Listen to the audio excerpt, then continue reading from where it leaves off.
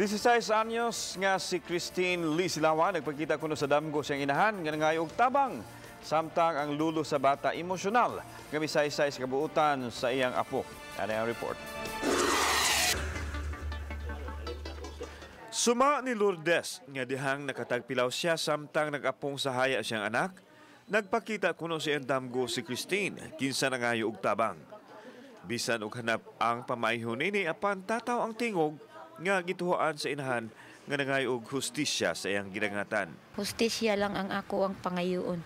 Hustisya isip regalo sa iyang birthday.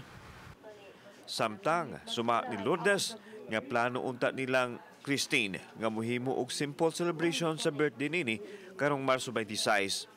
Apan gikawat kuno sa mga kriminal ang ilang yanong kalipay. Gibalik tan-aw sa inahan ang pangandoy siyang anak. Gusto di ay kining mag-flight stewardess nga mahatagan yun unta og katumanan kay buutan man o gwapa usab. Sayang lang kay gikwaan siya sa mayong kaugmaon. Gikutlo ang iyang kinabuhi sa way hinungdan. May lang unta okay ra na kung inahan makadawat ko kung naing ana siya. Kung sakit na lang ordinary. Ang dili na ko madawat sa iyang panghitabo karon. Brutal nga kamatayon. Ang apuhan sa dalagita nga si Lulu Zoilo Silawan. Wa makapugong sa pagpatuo siyang mga luha nga naanugnan sa kinabuhi siyang apo. Apan ang kamatayon sa akong apo. Sakit yun. Madugay pang hingkalimtan.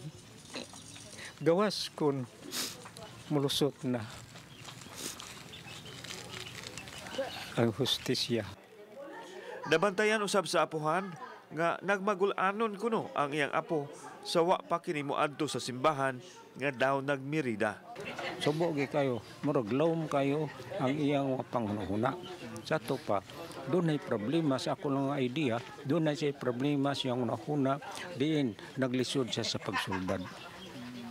Samang naglisod sa paglikay, wagi kasintiduan na ang iyang kinabuhay, iyang iya anang higayon na. Samtang ang mga magtutudlo ni Christine sa elementarya, pulos gyud. Maayo ang ilang paghulagway sa bata, atol sa iyang elementary days. Bali mixed emotion naman gibati ba kay kalit ra kay panghitabo niya usasad na kung ana mo nga buutan kito siya nga pagabata. Dili siya kiat, dili siya gara-garaon nga bata. Hirlo mo na gana siya, sir.